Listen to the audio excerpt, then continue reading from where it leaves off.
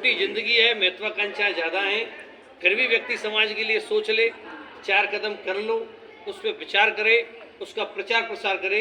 मैं सभी को समाज सेवी की श्रेणी में उच्च कोटि का गिनता हूँ।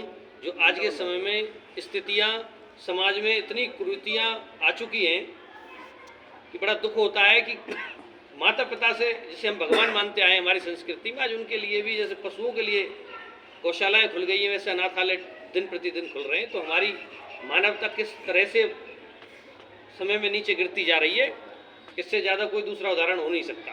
जिसे हम भगवान साक्षात कह रहे हैं, उसके लिए हमारे हृदय में आज के समय में जगह नहीं है।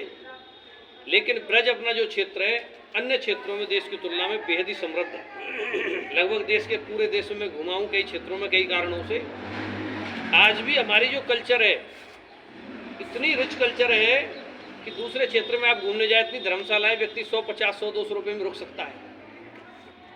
भंडारे लोग बुला बुला खिलाते, एमपी के लोग, बाहर के लोग, बंगाल के लोग, बिहार के लोग तमाशा देखते हैं कि ऐसा भी लोग फ्री देंगे और हम बुला बुला के दे रहे। गाड़ी दो रोकने वाले, रुकिए, मिठाई लीजिए, खाइए। ये भाव आपको शायद ही कहीं ढूंढने को मिले। ऐसी अपनी कल्चर रही है। भगवान श्री कृष्ण की जन्मस्थली, क्रीड़ा स्थली पर हमें जन्म मिला है, जो संत महात्मा बताते हैं कि वो एक विशेष महत्व रखती है। और मैं भी इस बात को मानता हूँ, क्योंकि ऊर्जा का यहाँ भक्ति का ऐसा क्षेत्र है। हमारे कम समय की गई भक्ति, कम समय की गई सेवाएं हजारों गुना बढ़ जाती हैं ऊर्जा के रूप में। जैसा मैंने एक स्टूडेंट के रूप में समझा है, सीखा है, मैं उस बात को मानता हूँ। और ये जो अपना ब्रज मंडल है, हम तो ब्रज में ही हैं, कामा राजस्थान बादम बना। ब्रज मंडल जो 84 कोस है, ये रुक्ष क्षेत्र है। आप जो भी भगवान श्री कृष्ण की लीलाएं देखेंगे, उस हर लीला में कुंड का और वन का जरूर आपको विवरण आएगा।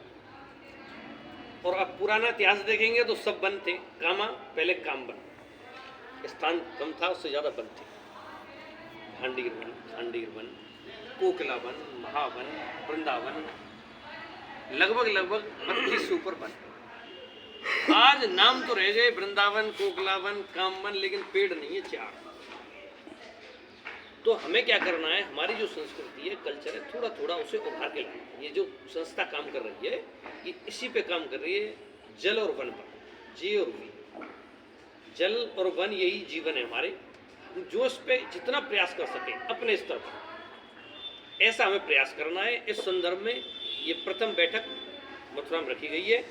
और संस्था क्या क्या काम कर रही है, कैसे कैसे कर रही है, मैं अपने सचिव साहब से थोड़ा सा निवेदन करूंगा कि वो इस विषय में 2 मिनट संस्था के विषय में बताएं।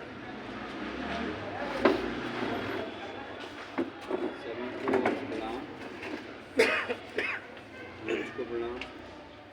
जैसा कि अध्यक्ष जी ने बताया, विशेषताएं बताने से बेहतर हम काम बताएं।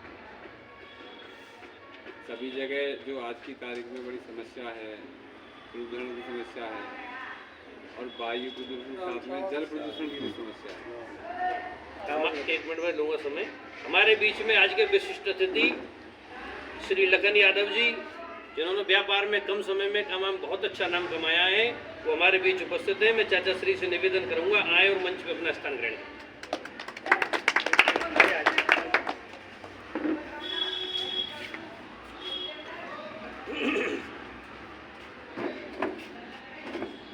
आज की परिस्थितियाँ ऐसी हैं कि हमारा जल के स्रोत लगातार नीचे जा रहे हैं, वायु प्रदूषण होती जा रही है, और वो हम लोग कर रहे हैं क्योंकि हमारे पास में, अब देखिए दीपावली पे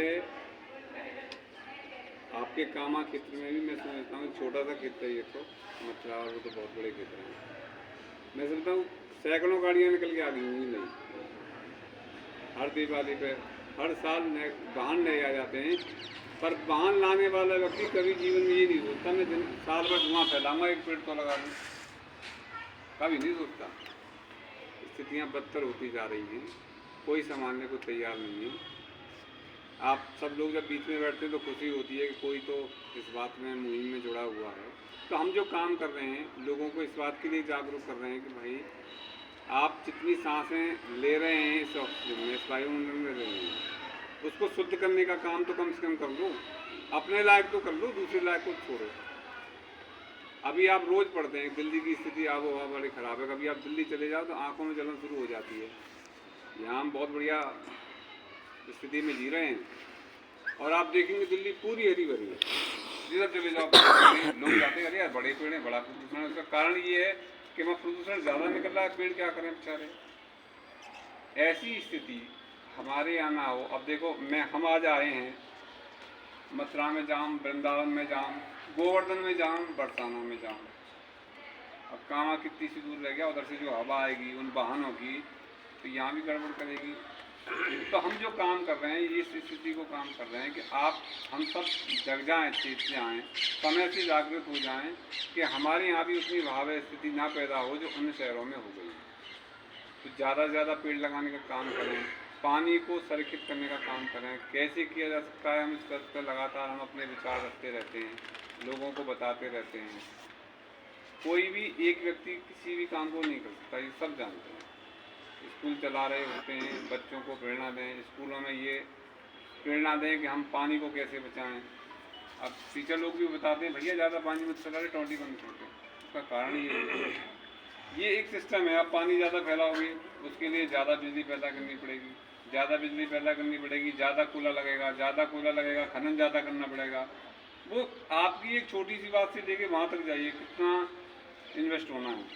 आप 1 यूनिट बिजली बचाएंगे तो वहाँ तक पूरे संसाधन बच जाएंगे आपके, और आप वेस्टेज करेंगे तो आनी तो वहीं से है ना। कोयला खोदा जाएगा, कोयला खोदने के बाद में उसको बिजली बनाई जाएगी, फिर आपको दी जाएगी। आखिर स्थिति हम ही पैदा कर रहे हैं, यहाँ हम बैठे हैं, स्थिति वहाँ पैदा कर रहे हैं। तो हमको सब चीज़ों को जब बचाएंगे तभी हम सब सारी चीज़ों को बचा पाएंगे। मैं अभी हमारे यहाँ ब्रज कॉरिडोर का काम चल रहा है, तो आरएसएस वालों ने 50 फाउंडेशन जो ट्रस्ट हैं जो सेवा भाव में लगे हैं, उनकी मीटिंग लेते हैं। उन्होंने कहा तुम कितना कितना क्या क्या करते हो भाई, तुम कितने किलोमीटर में पौधे लगा दोगे, तुम सब ने कहा हम इतने करेंगे, हम इतने करेंगे। तो हमने एक बड़ी छोटी सी बात कही, वो लोगों ने तो बड़ी बड़ी बात करी। हमने कहा इतने पौधे लगाएंगे, क्योंकि हमने बचपन में सुना हुआ है और हमने देखा भी है, सुना नहीं देखा भी है। आप लोगों से जो हवाएं जाती है ना हमारे ब्रज में, वो गर्म जाती है। अब आपके यहाँ कैसी आती हैं, हमारे यहाँ से तो हमें पता नहीं, उधर से गोवर्धन जी की तरफ से कैसी आती है हमें नहीं पता, लेकिन आपके यहाँ से गर्म जाती हैं। तो हमने उनसे ये कहा कि हम जब तक काम करते रहेंगे और लगातार जब तक काम करेंगे, और राजस्थान क्षेत्र में हम काम करेंगे कि जब तक इतने पेड़ पैदा ना हो जाए वहाँ कि वहाँ से आने वाली हवा ठंडी होकर आए। काम कर रहे हैं हम यहाँ इन क्षेत्रों में इसलिए आते हैं कि आप लोगों का सहयोग हमें मिले, इतना मिले कि हम इतने पौधे तैयार कर सकें कि लोग सोचें यार ब्रिज तो शुरू हो गया। अगर इधर से कोई व्यक्ति आए तो उसे लगता है ब्रिज शुरू हो जाए, अभी ऐसा नहीं है। हम आपसे यही निवेदन करने आए हैं कि आप हमारी इस मुहिम में जुड़ें और हमारा पूरा इतना सहयोग करें कि हम इस अपने जो सपना हमने देखा है इसको पूरा कर सकें। इन्हीं सब बिंदुओं पे हम सब काम कर रहे हैं।